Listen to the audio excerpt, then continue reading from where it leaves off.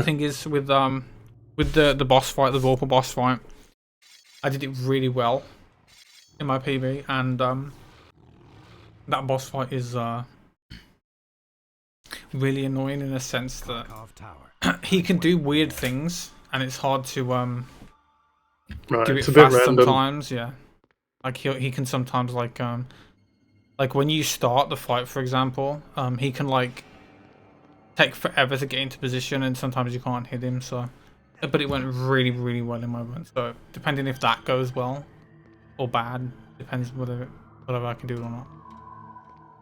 I love the way these first 2 levels just bump, bump, done.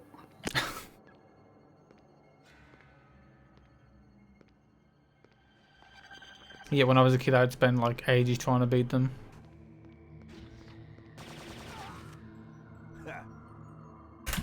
This really nice portal system. So you define between one room and another. You define a portal, which is usually the shape of the door, and you say, well, if you're in this room and you can see through this portal, then you can see through to the room beyond. But of course, it all assumes that we know which room you're in. So as soon as you go out of bounds, it's like, oh, I don't actually know where the camera is, so it sort of guesses. And sometimes that's why things keep popping in and out of view, because it just guesses where you are, because you're not anywhere. And so it says, well, I guess you're here, therefore you can probably see this bit. I don't know. And then, so yeah, it's a bit random. What was the deal with like difficulties? Because I know there's 2, and obviously you can only unlock the second one, beating the first one. But the only thing that the second difficulty does is just add more enemies. Like, you don't take more damage or anything like that. Also, I just realised, but we forgot to mention that the best part of the development about the tutorial and the jumping and the fact that you never. Oh, we didn't mention it. Yeah. We were talking about so that. Well, I'll tell it now then. So we, Blade's this very acrobatic character. He does all these cool jumps, and obviously you've seen plenty of them. But we just had so many bugs in the game with falling through the world that we had to patch up. And also we used to have a bunch of jumping puzzles, right? So actual parts of the gameplay where you had to make a jump, otherwise you'd fall to your death, or you'd fall and have to, go through a whole thing again. So we had all these jumping puzzles throughout the game. And like universally, everyone hated them. They just weren't fun to play, right? Couldn't you have just like changed the jumping mechanic to work differently instead of just getting rid of them? Well, we thought about that, but then like, then why is there a jumping puzzle, right? So we didn't want to change how jumps worked, because we'd spend so long debugging all these out of world bugs, and so if we changed how the jumping works, we'd have to redo all those, or we'd find more bugs. So we're like, oh, no, just change the level.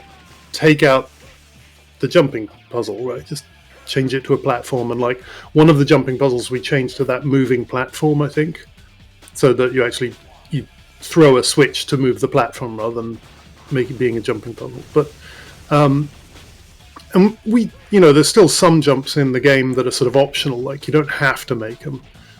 They just make combat easier or whatever. But yeah, all the really like jump over a pit of lava, it's like no, just one by one we took them all out. And the last one we took out was like a week before ship or something. I'm just glad that you didn't remove the jump entirely, because we couldn't remove. Yeah, we can't remove jump, right? It's Blade. He's an acrobatic guy. He jumps around. We can't remove jumping. That's definitely couldn't do that. So we took out that jump puzzle, and someone said, well, how many jump puzzles are there left in the game? We sort of thought, oh, that one's no, we took that one out. Well, there's 2 there. No, I took those out last week. And we realized the only jump puzzle left in the entire game is in the tutorial where we teach you how to do jumping puzzles. And that's the only one. So we teach you how to do jumping puzzles in the tutorial, and then you never have to do one ever again. It's amazing that I just never clicked on. I just never realised that you never jump again after that. It's crazy. Never.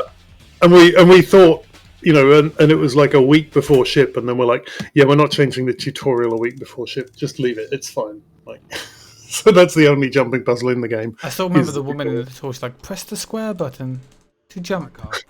Yeah. And then you jump across the gap. And sometimes even that you would fall and miss. And it's annoying. Yeah.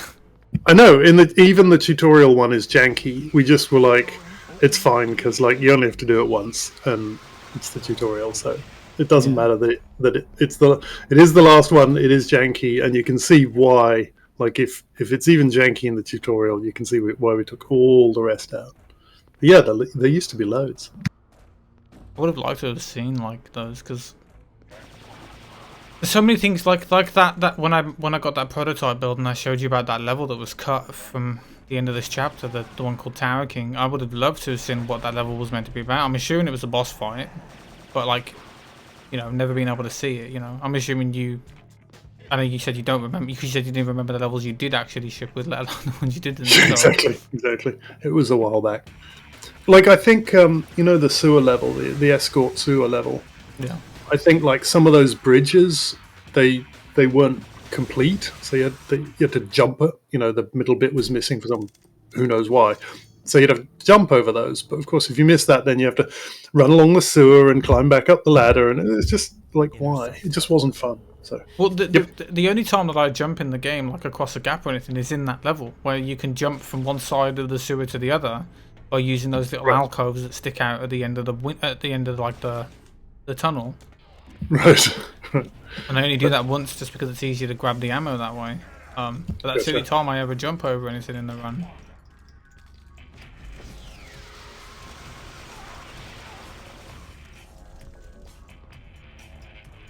We're really proud of all the glass in these offices, and it's sorted properly and stuff. Glass is really hard to do, but we figured out ways to do all that glass. Yeah, nice. There is actually one thing I could show you.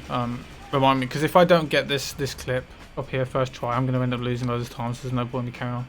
I want to show you something in the cover-up level, which I think might disgust you. We don't use it, but it can be used. It's just a harder way to do the skipping the level. Gotcha.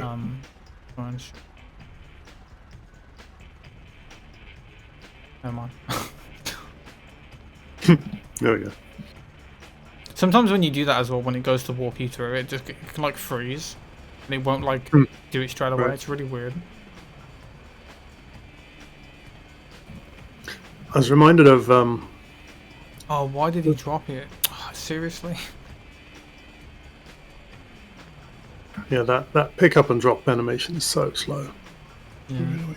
It's like I pressed X once to skip the cutscene, but he still dropped it anyway. Right. Very strange. That's so funny. You put it inside the door. Yep. Because we didn't do any physics on the canister, because the canister can't move except when you pick it up and put it down. I never thought of that. Oh yeah, you can put the canister in a wall. Yeah, you literally can just put it inside of a wall and pick it up from out of bounds. I think obviously it's not like it would soft lock if you put it in the wall, because you could just pick it back up straight away through the same wall. So right. It's not like it would break the game. You just want to be able to see it in the wall. Yeah, I mean, I'm sure the testers found that. Like, there's so many bugs in games that the testers absolutely find and they file. And you sit there and you go, well, I mean, yeah, we could do physics on the capsule, but like, what a hassle! And like, it would mean like in that case, you know, you'd have to push Blade backwards to prevent him putting the capsule inside the wall, inside the door, right? You'd have to push Blade backwards. And then you go like, oh, but what if he's standing in a corner? Then he'd be pushed backwards through the wall, and now you're out of bounds. Oh shit! You know, let's just not do any of that. Let's just not add physics to the capsule. They can just pick it up again. It's fine. Like, it's technically a bug, but who cares? Yeah, little decisions like that. Like, and then of course you use it to utterly break the game like this. Yeah, and it's not that we didn't see it. It's just like, man, fixing it is really hard because it just adds a bunch of other, corner cases, and it just endless. And so I'm sure we found that and just decided, no, we're not gonna fix it. Well, there's so many things that you didn't fix that I'm glad that you didn't fix, because I can then use them to cheat. I wouldn't really call this cheating. I call this an art form is what I call it. It's not cheating. Is hacking the game and using cheats to do things. This is like you can't cheat on a single player game. It's your game. You bought it. Who cares? Yeah. Do what you want with it.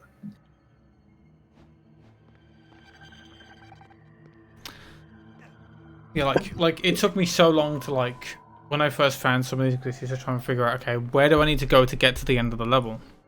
Like from out of bounds, where you can't see where you're going. Yeah. So a lot of the times I would like just hug the walls of the level, figure out where to go, and then find the optimal route to actually get to where I need to go. But this one was literally just when I found this out of bounds, I just tried jumping in a straight line and literally ended up right at the end of the trigger. It was it's just crazy that you just wandering around it, and like some bits, and I don't know why he's sometimes lit and sometimes not. I'm not sure how that works out. Like, why is the lighting changing? You're nowhere near anything. It's really weird. I can't remember how we figured out what lights are shining on you. I do remember the lighting system we were really proud of that.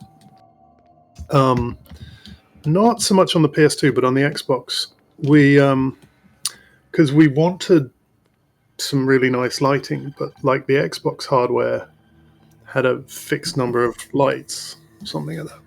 I can't remember.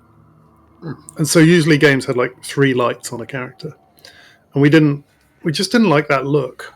And the artists wanted to just be able to put lights anywhere they wanted and have as many as you wanted. And if they wanted a nice sort of soft lighting, they had loads of lights. And if you wanted a harsh lighting, they just had one big light. Yeah. So we had to make the game cope with that, and found a really nice thing called like spherical harmonics that let you represent area lights and volume lights, and it was really elegant. And so we did 2 like real lights, so like these spotlights. We'd pick the closest 2, was it closest 3 maybe, and do those properly, and then all the rest would be sort of baked into this spherical harmonic representation. That meant that, and it was really cool because the artists could just put as many lights down as they wanted. There was no like, no, you can only have 4 lights. You know, it was one of those freeing things that where the technology lets the artists do what they want to do, rather than like smacking them over the head with random like, no, you can't have more than 4 lights stuff. You know, it was a nice little. I remember coming up or discovering that. I'd come up with it, but I read a paper from someone else and went, oh yeah, we could use that to fix this. Yeah, I do think lighting's pretty good, like how you can see like the light rays and stuff. And then I look at the really heavy, you know, mascara shadows around the bases of the pillars. I call it mascara shadows because it's just way over the top, right? There's these big black lines on the floor. Yeah. It's like, all right, chill out.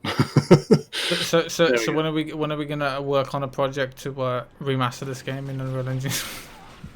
God, no. I don't even know who owns the rights. Presumably Activision owns all the stuff. Who knows? You could I mean, it wouldn't be that bad to just like a proof of concept, like maybe like remake a level and stuff, and just see what it's like. I mean, I've actually wanted to do that, but my skill set is very limited in terms of what I didn't bother. I mean, it's funny because you know, during the development we show various things to various people. So we have to show it to the publishers. We have to show them milestones to keep them paying us for the development, and you know, make sure we're on schedule and all that sort of stuff. And we also had to show it to people like Sony, so they could, you know, say, you know, oh, we're not having that game on our platform, or, you know, oh yeah, this is fine. And like, we had this weird thing of, so we showed a demo, or the publisher showed a demo or something to Sony people, and Sony was, in those days, was 2 sort of very separate things called Sony. One was the guys that made the hardware and did the PlayStation, and the other was Sony Computer Entertainment, I think they were called, and they actually made games. And they saw a demo, and they saw the thing where you punch people in all directions, right? So you can get surrounded by hordes and you can attack in any direction. And they saw this and they said, hey, you can't do that because we, literally 2 weeks previously, we've patented this game idea or this game mechanic of attacking in all different directions. And how can you patent something like that? I don't understand it. It's all stupid. And I forget what the game was, but it was a Sony developed game. And they said, so we patented that, and so you can't use that. And we're like, we've never heard of your game. How can we be infringer? I've never heard of it. We came up with this idea as well. Maybe we invalidate your patent. You want us to do that? And anyway, Do you remember what that game was that they were talking about? Did it ever come out? It did come out. I don't remember what the game was. It doesn't matter because what the head of Muckyfoot said was, no, we didn't steal it off your game because we've never seen your game. It hadn't shipped yet. I stole it off Robotron. So, and he said, no, I love Robotron and I wanted to make Robotron, but as a beat 'em up, not a shoot 'em up. And so that's that's where he got this idea for hordes of vampires and you beat them up in 8 different directions. And he got that idea. They backed down because he basically said he stole it from someone else. Yeah, he said I stole it from Robotron. Now, if Eugene Jarvis, who made Robotron, if he wants to come after me, I will give him all the money in the world because he's a lovely guy. But you guys, if you think I'm infringing on your patent, that means you also stole it from Robotron. And if you want to take me to court, you can do that because that's what I'll tell them, and then they'll invalidate your patent. So go ahead, punk, make my day. And so they went, oh, and they dropped it. so we were able to do this game without any design changes, which was good because we were 6 months from ship. Would have been a bit late. I guess they did what they did, and I guess they've still got a patent, but whatever. I'd love to see what game that was. Yeah, I don't remember. But I mean, who cares? Because it's okay, it's Robotron is prior art. Go away. I really wish you could skip this level. It's so boring. This is the one downfall of it. If this speedrun and this game didn't have this level, it would be such a flawless run. It'd be so good, fast paced. Yeah, 15 minutes or something. Yeah. How long is this? Yeah, this is 20 minutes. This level, is it? No, that's not. No, this level's 8 minutes. 8 minutes, yeah. But 8 minutes of just walking around doing. It's so boring. Nothing. I know. Oh well. Escort missions, even when they're not terrible, they're boring, right? Yeah. Oh well. I feel the only game that kind of did that concept somewhat decently was Resident Evil 4 with Ashley, but still that can also be annoying. But it's not you have to go slow and wait for her. He follows you, so it's not as bad. Yeah, and the other game that did it famously was Bioshock Infinite. Yeah. Oh no, but doesn't she? She can't be attacked, I don't think. Yeah, exactly. Right. Those are the good escort quests where she can't be killed and you don't really have to wait for her to trigger. You don't have to care about her, no. Yeah. Yep. Whereas literally this entire level revolves around waiting for Whistler. So just waiting for old man Whistler. Yep. I'm gonna lose maybe 5 seconds on this level because I couldn't kill one of the vampires at the start, and he went up to Whistler and punched him a bunch, so it slowed him down.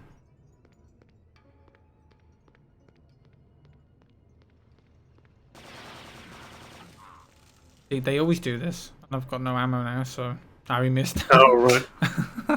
He tried punching him and missed it. Yeah, you can keep walking when you trigger the end of the level, and it doesn't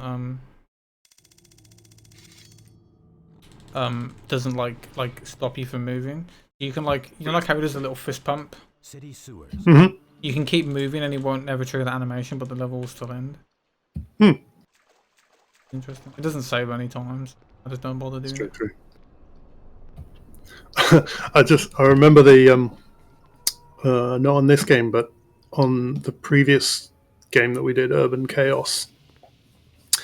On Urban Chaos on all platforms, the save game was really tiny because all we saved was how much. We had like 3 different power-ups or pickups you could get, and then each level was either done or it wasn't done.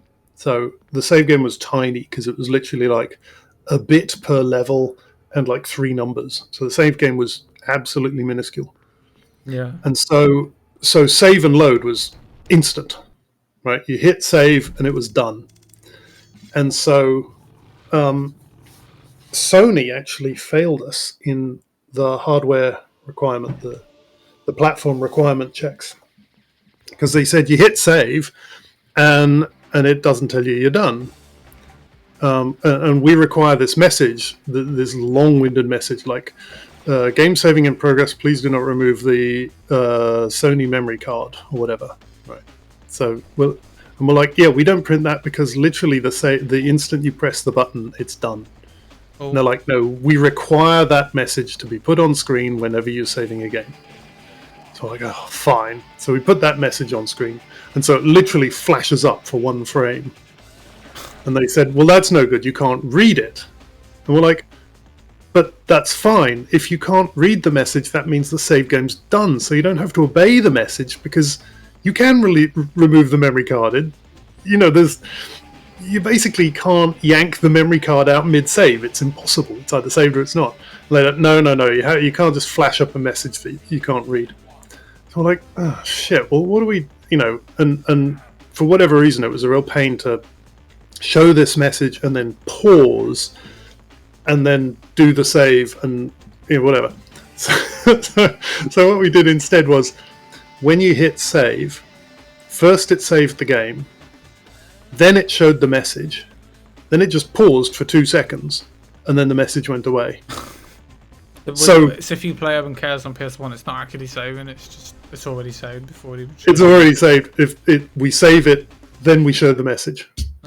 It's just one of these things of like these dumb messages that they pop up. It's like it was literally completely pointless. I'm assuming you haven't looked at any speedruns for that game. Urban Chaos? No, I should do. I'd be fascinating to see. Well, when we talked about doing this podcast audio, I had one of the ideas to get to either learn the game myself or find someone else to run it and show you that way. Like that was the plan. Right. There is a couple of cool little glitches in the game that you can do. Okay, so there are people that speedrun it. Well, no one's done like the entirety of the game in one sitting. People just do like each level. It's going along, but yeah. So the funny thing is that like when I joined Muckyfoot, they were only a couple of weeks away from shipping it, so I didn't really have much to do at Muckyfoot because they were like, yeah, don't touch the game, don't start working on that. We're about to ship it. So what I mainly did was I play tested it. So I actually got quite good at Urban Chaos. And when was the last time you like actually played it? It was like 3 years ago. It appeared on Steam, and I thought, yeah, I'll play it through again. And it is quite fun. The last level is awful, just really, really brutal and hard. Lots of jumping puzzles, lots of falling to your death.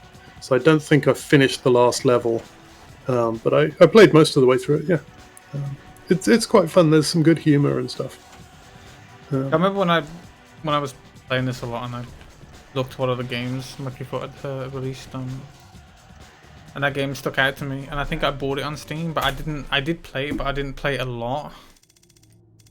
But it was really cool. I love the music in that game. The music in that game is really groovy. Yeah, it was a really interesting project because it was sort of a beat 'em up, but it was also almost an open world. Not really, but because there were levels, but the levels were pretty big, so you could just sort of wander around freely. And there were objectives, but you could achieve them any way you wanted a lot of the time. Yeah. And the thing is, people say, oh, so it's a bit like GTA 3. But GTA 3 was after it. So it was really interesting at the time, and that was all all. Like 1999 or something. It was 1999. Yeah, that in fact the plot was, pre-millennial tension, the lead up to the millennium, and this was a death cult and all that sort of stuff. So, yeah, so 1999 was when it came out. It was a fun game, and that was all. I wasn't responsible for any of that. So, but it was really good. Yeah, I think the only thing I wrote on that was if you didn't have a graphics card, it used a software renderer, and the publisher only told us that about a month before. So quickly we threw one together, and I think Mark Adami wrote one, and I wrote one, and I forget which one we shipped with, or we did a hybrid or something. So that's the only tiny bit that I did. And then I ported it to the Dreamcast. So the Dreamcast version was a port of the PC version, and it was just me and a guy called Carl Zielinski working on that. And that was fun. That was 9 months, and I'd never played with the Dreamcast before, and that was before the PS2 had come out. So I was doing the Dreamcast version, and Disky and someone else, whose name I've forgotten now, were doing the PlayStation 1 version. And the Dreamcast was a really nice machine. So the Dreamcast version looked really great, certainly compared to the PS1, which... I mean, Dreamcast is basically on par with, like, PS2, pretty much. Yes. Especially for the time, so... Yeah. The problem was that the PS2 was sort of announced, and they had all these crazy, processing numbers, like how many gigaflops it could do and stuff like that. And the Dreamcast was doing pretty well. It was a really nice machine, the Dreamcast. But everyone was just waiting for the PS2 because they were like, oh, the PS2's got like 5 times the processing power of the Dreamcast. No one's seen a PS2 yet. But everyone was just waiting for this amazing killer machine, and so no one bought the Dreamcast. And then the PS2 came out, and everyone said, yes, finally, it's here, this mega amazing machine. And then in practice, it was such a pain in the ass to work with that... the quality was basically the same as the Dreamcast, but by then Sega had already begun like, oh shit, we're no good at hardware, we'll just make games from now on. So, yeah, it's a bit of a shame. It was a lovely machine, the Dreamcast. It was lovely to play, it was lovely to program for. It looks really nice. Like, I've watched like a couple of people speedrun stuff on the Dreamcast, and it just looks really good compared to like... Yeah, like the visual quality, even compared to the PS2, which was a later machine, like the visual quality is really nice. So... oh well, there you go. I've been actually meaning to get one because Spider-Man, the original like 2000 Spider-Man game, is actually a lot faster on Dreamcast. So I've been meaning to get one to give it a go. Yeah. And again, same with like Blade 2. So I was the only Xbox programmer on it, and meanwhile the PS2 had 4 people doing the PS2 version because it was such a pain in the ass to develop for, and so janky, and things didn't work. And yeah, I remember they had to rewrite the main graphics engine like 3 times because they did a really clever graphics engine first, but because there were loads of hardware bugs, and it wouldn't work. So it'd work for 5 minutes, and then there'd be a glitch, and it would, something had happened, and then the graphics engine would fall over, or just be corruption on the screen or something. And so they were like, oh shit, I see, there's this hardware bug that it occasionally does this, right? Well, that means we got to rewrite the graphics engine to do this then. And they'd rewrite the graphics engine, and then that would do the same thing. That would work for 5 minutes, and then it'd glitch out. Finally, they rewrote it in the dumbest possible way. And so, they were losing like 10% performance, but it was reliable. And that's what happens when you get those one-on-one kills. Yeah. It just freezes you. Animation. Yep. That's fine. And so that's what you're playing is that final extremely dumb graphics engine. And so, it could be like 5-10% quicker, but it's reliable and it's simple, and it wasn't this game built on the Quake engine, or like what? No. I don't know what it said on the Wikipedia. I remember it being, or was it the Slayer? I know. I edited that because that's just a lie. They also said Urban Chaos was based on the some other graphics engine. What was Urban Chaos? They said it was based on GTA engine or something, and I'm like, no, GTA came out after this or something, or Tomb Raider. They said it was based on the Tomb Raider engine. I'm like, don't be stupid. I mean, to be fair, the movement looks quite similar in both games. Maybe that's why they thought it, but that's just a dumb way to. It's just that's how you do a platformer, yeah.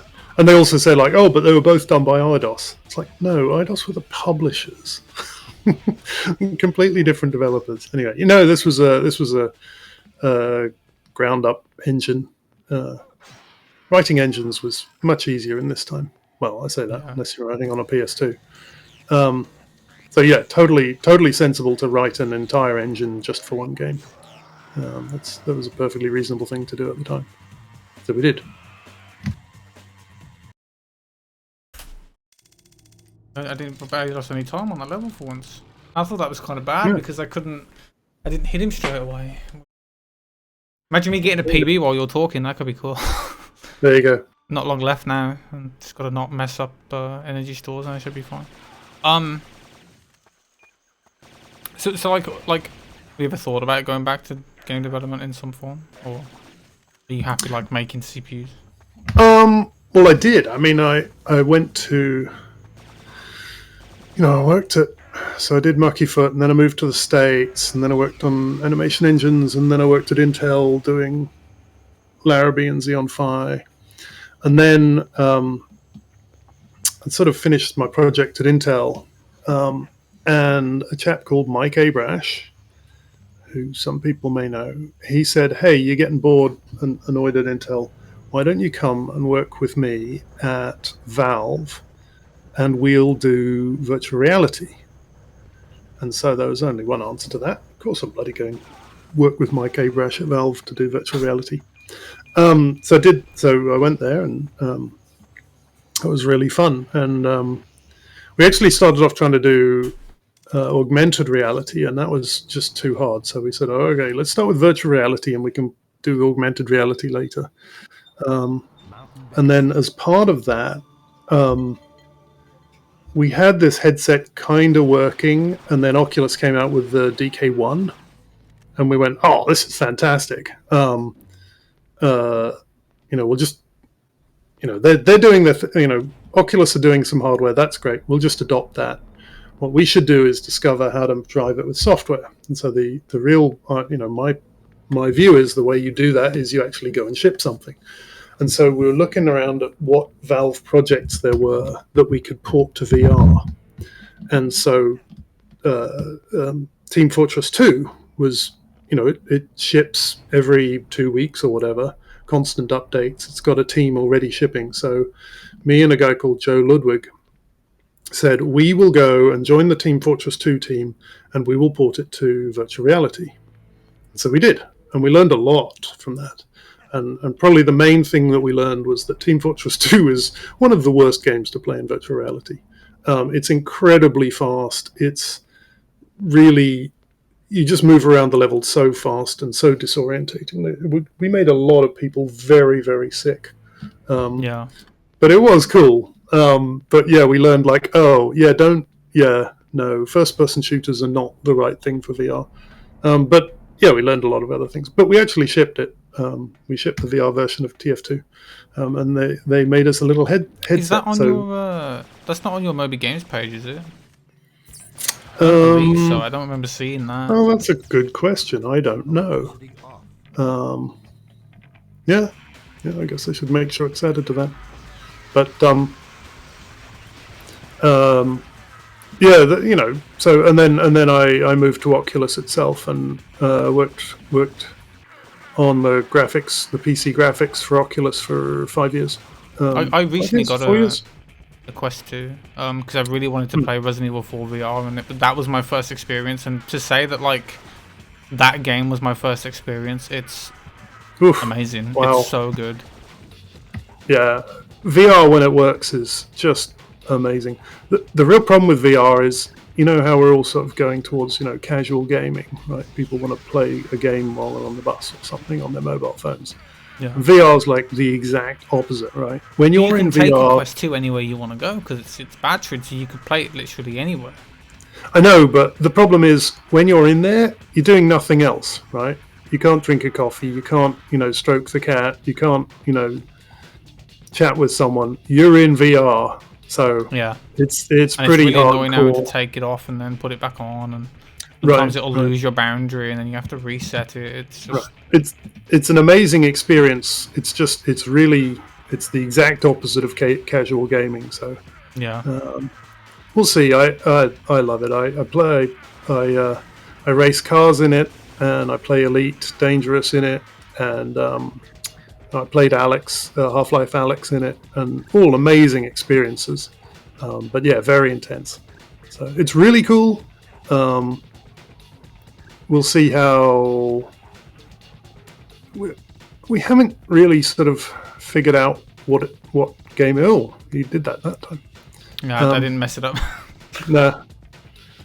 We haven't figured out what VR's really good at. It's really good at Beat Saber. So far, that's the killer app for VR is Beat Saber.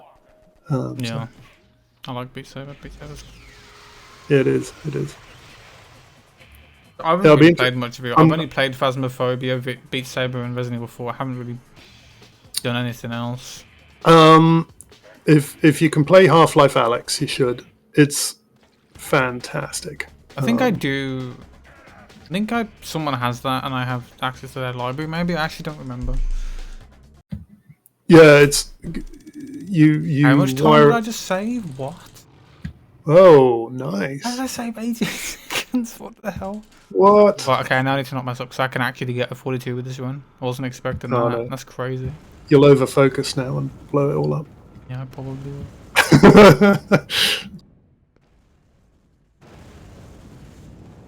There's only like...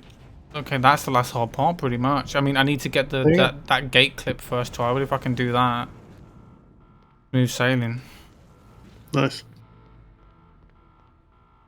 It's weird that, like, in that room there, it doesn't warp you to the top. But in the next one, it does.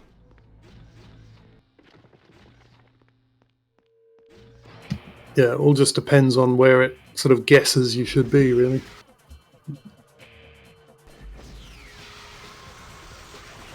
This is such an obnoxious cheat. I love it. That's why I play New Game Plus, specifically just to use those UV modes. Yep.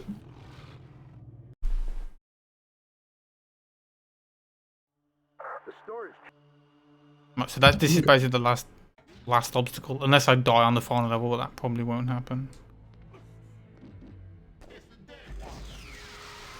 Yeah, this guy's annoying because he sometimes hides, and you can't shoot him through that glass. I don't understand why. Oh, right. You have to wait for him to pop out. Yeah. Or just run up to it, but that's probably slower than just waiting there, because then I'm just going to waste time going towards him anyway. So I think that's really cool. All the stuff that you've worked on. Like, I've done nothing with my life, and you've done so much. It's great. I don't know. We're very different ages. I mean, that is true. I'm nearly fucking 50, mate. Yeah. But I mean, you worked on, my favourite childhood game, which is this, and I spent I mean, to be fair, when I was a kid, this game was hard, so I did cheat to beat it. I did use infinite health, because I would always die. It's a really hard game. Yeah, it is very hard. Like, don't ask me to ever speedrun this game glitched. That is not happening. Yeah, it's not. Even with all objectives, I can do that, but you do also do skips in that still. So there we go. Okay, cool.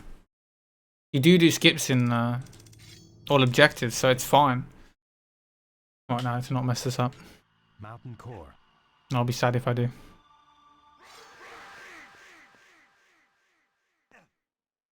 It's pretty cool to go from like doing that GDQ run to then getting the 42 I want.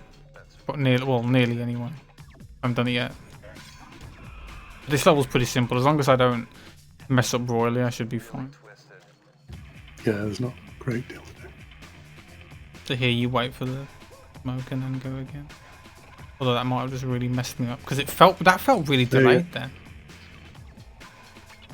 It's probably just because you did the earlier bit quicker. Oh, so now you can see if I do this. Now you can say that you were doing commentary with me. Oh, I'm nearly dead. Oh no! Well, I'm gonna have to grab the health in case I get knocked off. And also, do not fall off, Matthew. Do not fall off into the because that water will kill you. Yeah, the water will kill you. Look at my health. That's so close. Right, so I'm gonna have to grab this and then, okay. Then I'll go back and do the trick again. Get stuck, but they can't kill me.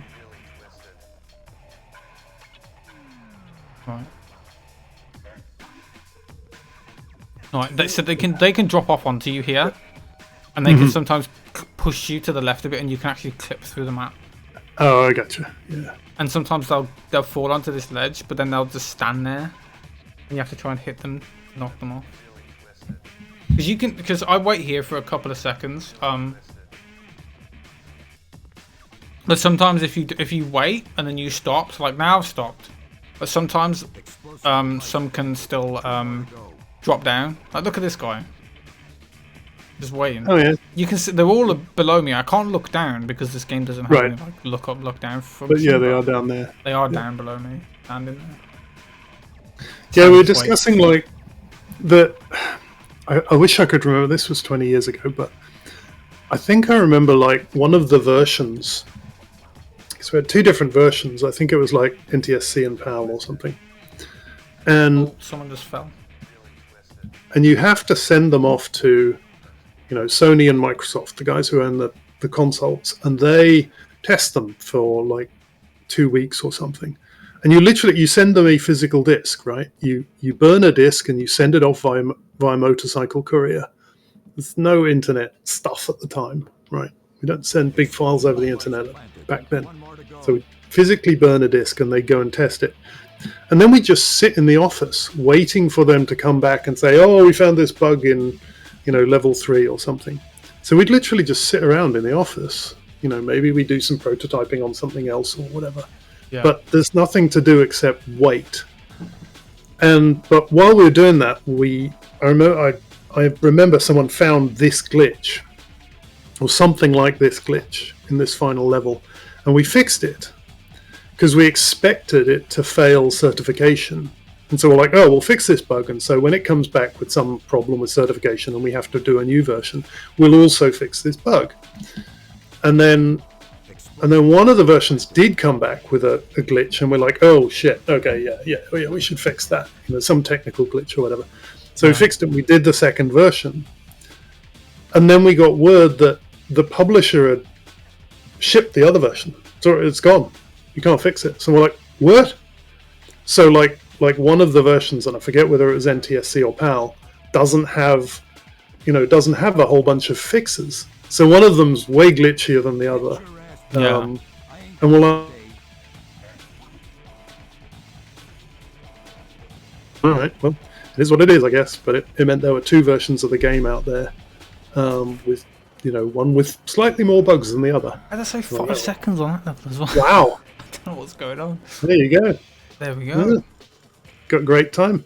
I'm very happy with that. I mean, there was a bunch of stuff at the start that was kind of annoying, but it was a really good one, especially towards the end. So, that was something I wanted to ask you. So in this final level, I told you can't skip it. Yeah. The thing is, if you go out of bounds, Whistler is standing in that tunnel. He's just standing there, and you can actually hit him and move him backwards. So my theory was to keep hitting him because he can't die. He doesn't have health. You keep hitting him till he goes far enough back that it will trigger the end scene. But if you walk far enough through that tunnel, Whistler just dies. He just dies.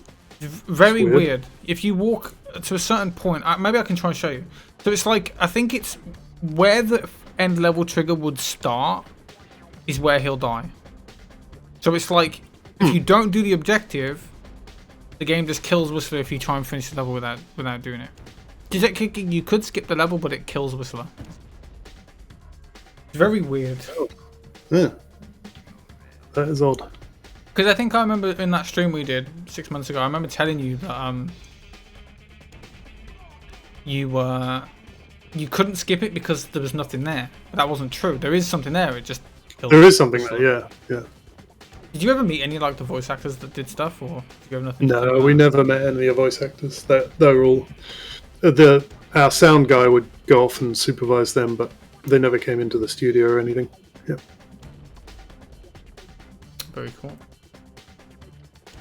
Or now I've got a PB, a run I'm very happy with, and I had you talking for it. So that's there you go. Cool. I just noticed something that annoyed me. The very first page of these credits, where it lists all the coders' names, there's a slightly larger gap between two of the names. Is there? Why the hell did that happen? Like, why is there it's just like 3 pixels bigger gap. Well, I'm gonna have a look now. My coder brain now, like, says, why?